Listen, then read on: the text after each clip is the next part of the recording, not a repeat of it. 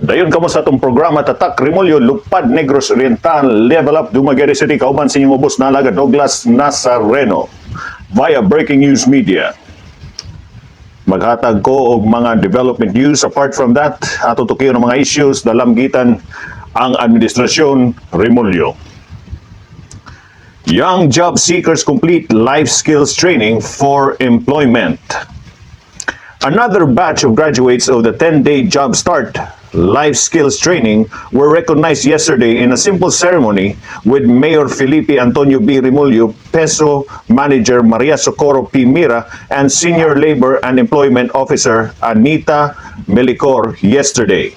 In his message, Mayor Rimulyo congratulated the young graduates for finishing the course and urged them to be ready with their internship in partner companies so they can further acquire practical learning in actual regular work setting with a possibility of being absorbed by employees of the participating business establishments. Furthermore, Mayor Rimulyo highlighted the efforts of the local government and DOLE to promote ease to doing business and invest in projects that will attract more investors to create more jobs opportunities for the youth and the unemployed. Job Start Philippines is a program of the Department of Labor and Employment, or DOLE, in partnership with the local government of Dumaguete City through the Public Employment Service Office, PESO, preparing young Filipinos for employment. The Job Start Philippines program, also one of the key reasons with Dumaguete City, was awarded by the 2024 Regional Best Public Employment Service Office, PESO, for component cities in the entire Central Visayas region. Congratulations, Dumaguete City Public Employment Service Office, or PESO, is region's best again. For the 8th time, Dumaguete City Public Employment Service Office, or PESO, has been declared as a 2024 Regional Best PESO for component cities in the entire Central Visayas region. Department of Labor and Employment Region 7 Director Lailani A. Estelior commended Mayor Felipe Antonio B. Rimulyo and commended PESO Manager Maria Socorro P. Mira for their remarkable contributions in the implementation of employment facilitation programs and services in the city and for establishing strong linkage with program partners and for providing support to other PESO managers in Region 7. Mira accepted the award in the ceremony held in Bohol last week.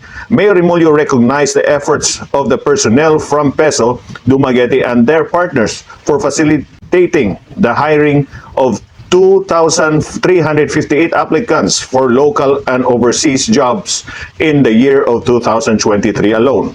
Also in the same year, hundreds of young people also availed of the skills training offered by PESO and the Department of Labor and Employment under the special program for the employment of students, with 288 recipients, and the Job Start program with 60 beneficiaries.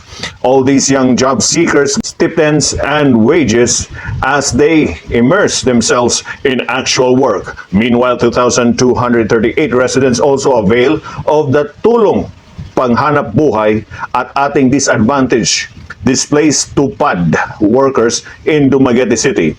Being the regional winner of Dumaguete City, PESO will represent Region 7 in the 2024 National Best PESO Award Z category. Okay, so much for that. That was our development news for the past days.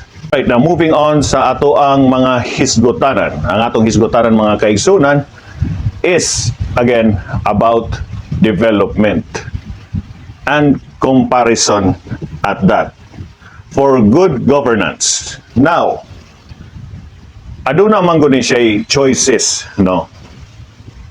Using money to bribe, no? Kay usually man gud sa election or supposedly mo man gud na they use money to bribe people para moduol nila or para isulso sa mga tao para mupunta sa ilaha.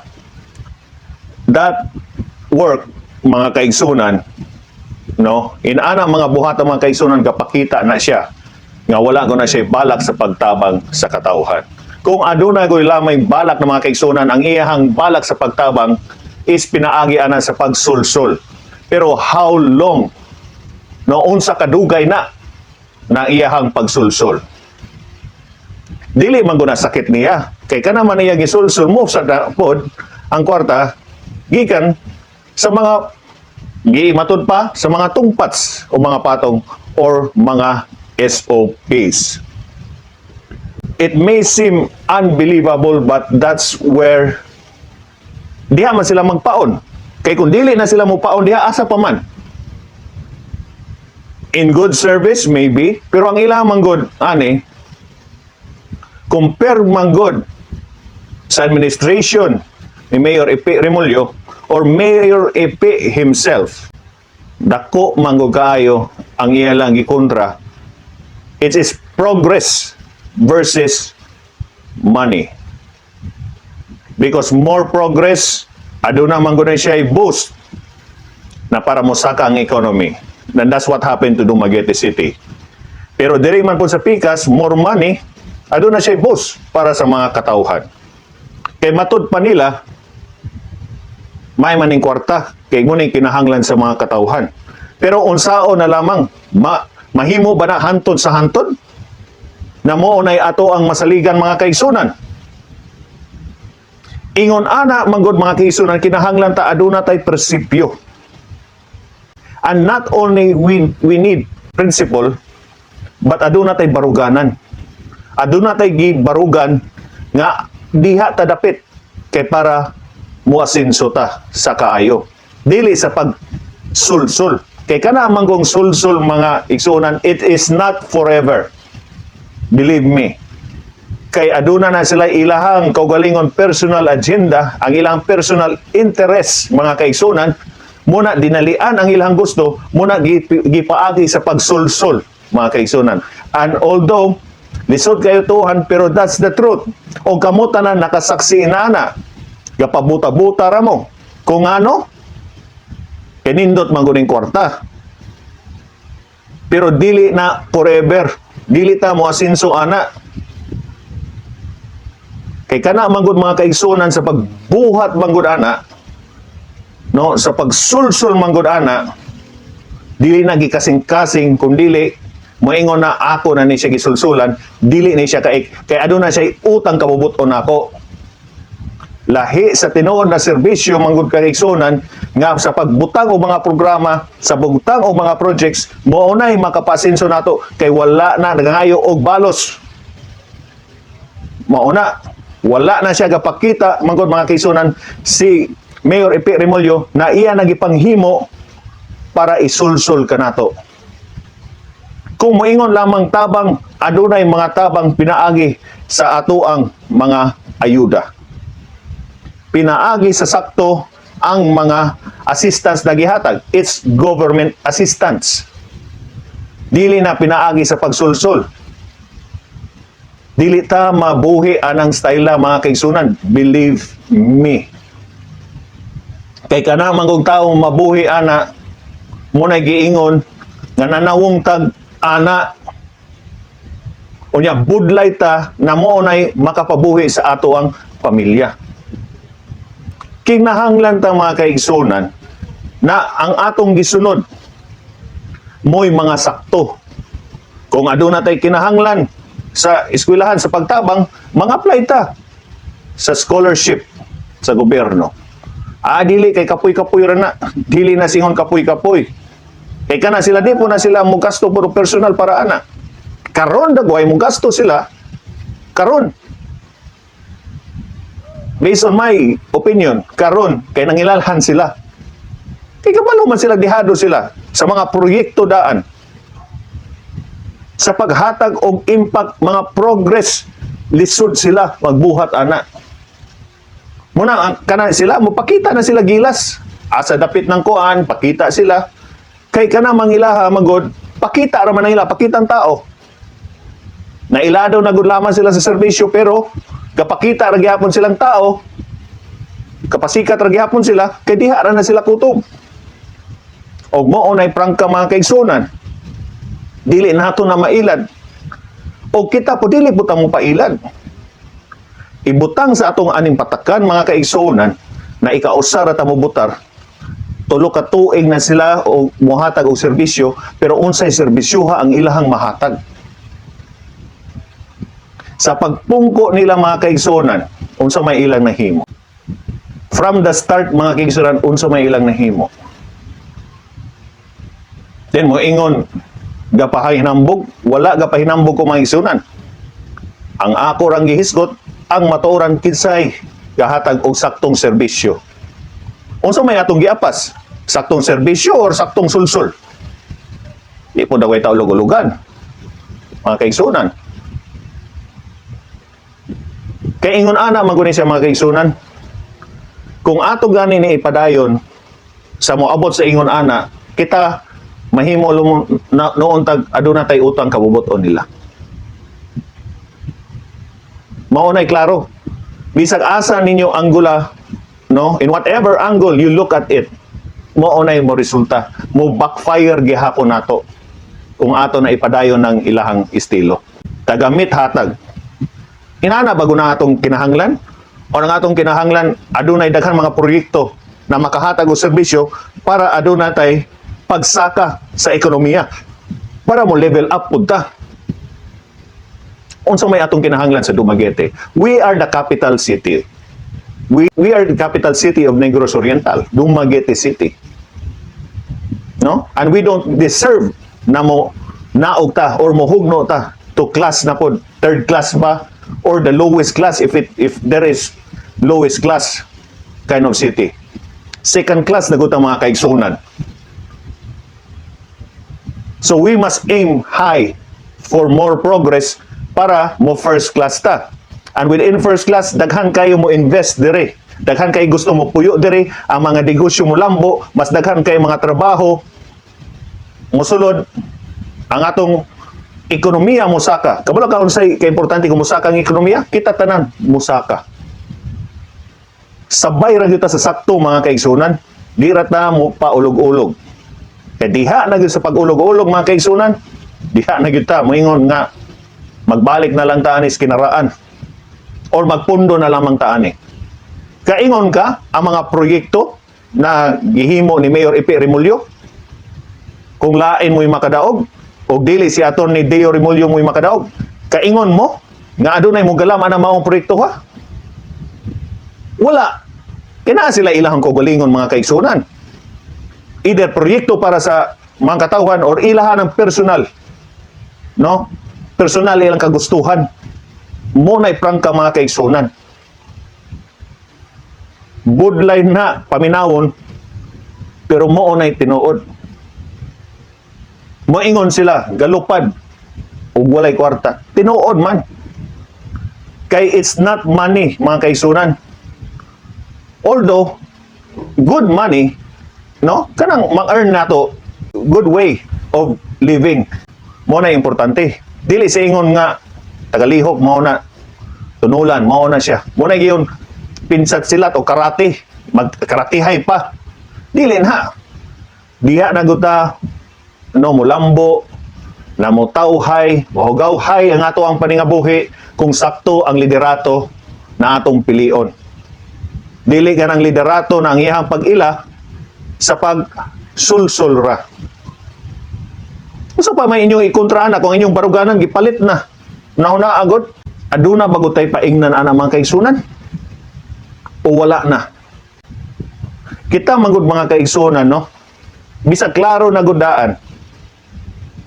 Klaro na gudaan na wago tay paingnan diha ra gyud ta paingon. Munang kita magpalahi ta ato ta sa tawo na makasumpay or makapadayon sa maayong mga proyekto ni Mayor Ipi Remulyo. Kabalo ka nag-istorya ko usa ka may edad diha dool sa City Hall. Siya matay dong sa una dong dili ingon ani ang atong City Hall. Karon nindot na kaayo. Nya matud pa niya na pag yun estatwa, niyon ko dili na estatwa sir. Bas na o monumento na sa ato ang national artist na si Eddie Romero. Intawon ganing tigulang wala intawon na siya kabalo. Ingon siya, mo di ay so ako siya giingnan. Nga kisa na si Eddie Romero, national artist na. Usa ka director, scriptwriter, producer. O niya taga Dumaguete pag yun na siya. So diha na kung mga kaigsunan na tungod sa mga idea ni Mayor Ipe Remulla, ultimo, ang mga tigulang will be educated. Now, dili useless na in National Museum. Muadto ka dito, de-educated gyapon ka. No? So nindot kaayo ng ingon ana kaysa pag adto nimo sa una, mga parkingan naman na sa truck. Mga bisag unsa na lamay na diha. Gubot lagi lang taon ang City Hall sa una. O budlay kay tagalakan kuno nimo mosulod ka ng residensya Dumaguete. Kuan man na, mo man na presidensya man ang tawag na presidensya sa Dumaguete, kanang karaang City Hall kanang gihimo og National Museum. Mosulod ka diha, muuyog-uyog ng salog. Mao na dili na mao mga kaisunan. Dili nato na ibalik nga wala gutay asinso, wala gutay progreso mga kaisunan. Kay diha nang gutang mo ingon matud pa sa mga kinaraan. Muli ang baul na ta. Balik na tas karaan ana. O budlay na mo hitabo na mga kaisunan kay naa na tas taas kinahanglan ta magpadayon og pag-angat. Kani man mga kaisunan no, dili ni siya sa pagbuot o di sa pagpahibalo ra ninyo. Okay sa inyong putaran kamo ray bahala. Pero ako mubutar ko para sa progreso. Labi ng kuan karon, kaning karon na kang mahal na ning mga baliliton. Yang mga hugno ni atong ekonomiya kay wala tay progreso. Kasi progreso sila si ilang personal na benepisyo pero kita dili po na pwede na dili po ta musaka. Dool na mga kaisunan, wala pa'y filing. Pero nangagawas na ang mga kisaw. Nangagawas na ilang mga plano. Nangagawas na ilang mga line-up. Paglantawan na ilang line-up kung aduna ba'y saktong mahatag ng serbisyo sa mga katawhan. Kung aduna, wala may pagbuot kung diha mo. Pero ang ato lang, magpadayon ra ang mga gisugdan ni Mayor Felipe Antonio Ipe Remulla. Wa ko tay paingnan. Wa ko tay paingnan, either up or either down. Diya man gyud ang masukdan. Kay nadugay na gud lamang niya, nagsaka na gud lamang second class. City na ta. So that means it is possible for us to go higher to first class city. Sayon ra man na, basta ang atong liderato adunay vision or he's a visionary leader o adunay siya political will. And he's not scared of doing new things or experimenting on new things. Nakabalo siya para sa kayuhan sa syudad sa Dumaguete. Diha naman guna mo hadlok mga kaigsunan ang usa ka liderato kung muduha-duha siya kung aduna ba siya madawat ana na commission o wala sa mga proyekto. O na, mohadlok na siya. Pero kung kanang parehas anang kay Mayor Felipe Antonio Remulla nga ang iyang gihunahuna ay ayaw ra ko para sa katawhan ni.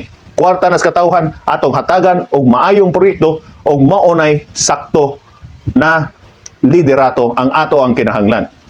Maora ni Mayor Felipe Antonio Remulla. O sigurado na maabot nato na kung pinaagi siyang anak na si Attorney Deo Remulla kauban sa fighter lady of the council nga si Carissa Tolentino Maxino.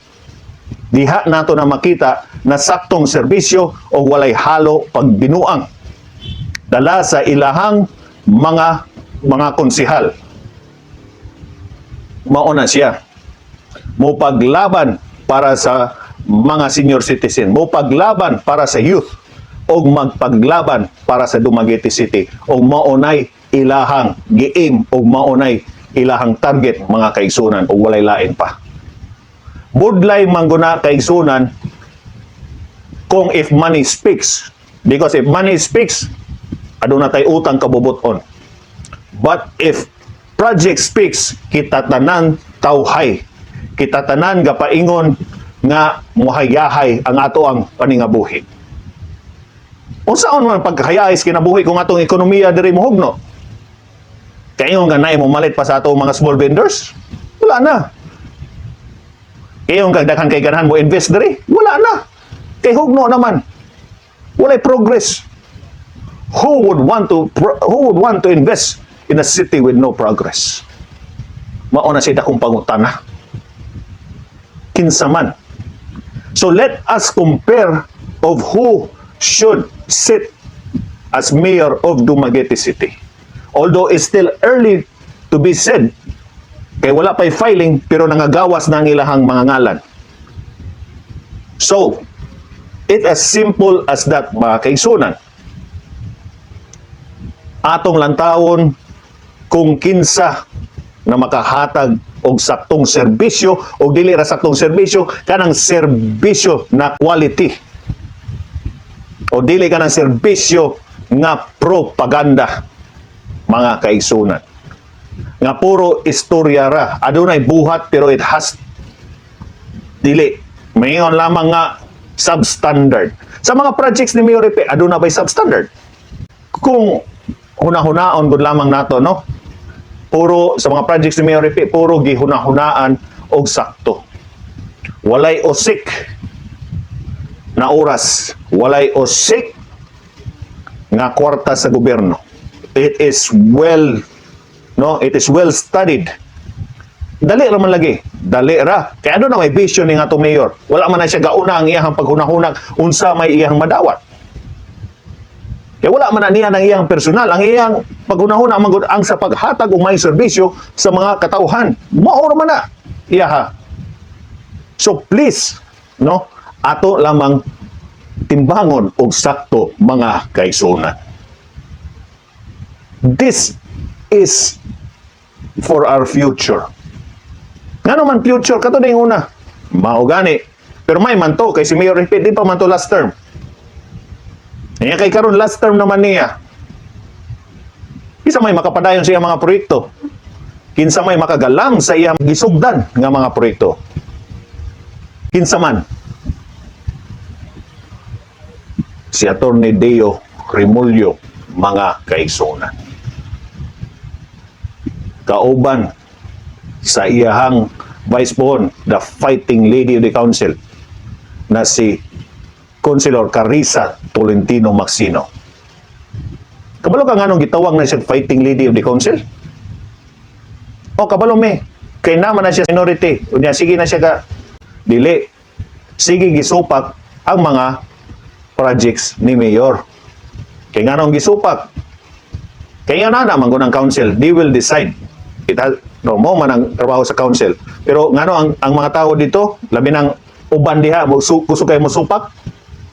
Kaya kailangan magod mga kaigsunan, di sila gusto nga magpadayon ang mga pag-asenso sa Dumaguete.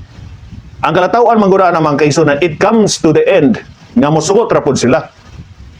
Kay kabalo man sila paradise kayuhan. Pero kada si Councilor Carissa Tolentino Macsino, dili na siya. Paunsay para sa saktong iya guna ipaglaban. Bahala na sila tanan mo kontra na siya na usa. Bahala na. Ingon ana ang tao nga adunay persipyo. Ingon ana ang tao na adunay baruganan. O ang maong baruganan o persipyo para sa magtabang sa katauhan dire sa Dumaguete City. Mao na siya, mga kaigsunan.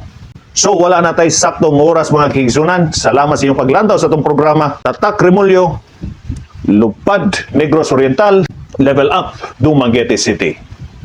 Kauban sa inyong abyan, amigo, kaibigan na si Douglas Nazareno via Breaking News Media. Daghang salamat and God bless us all.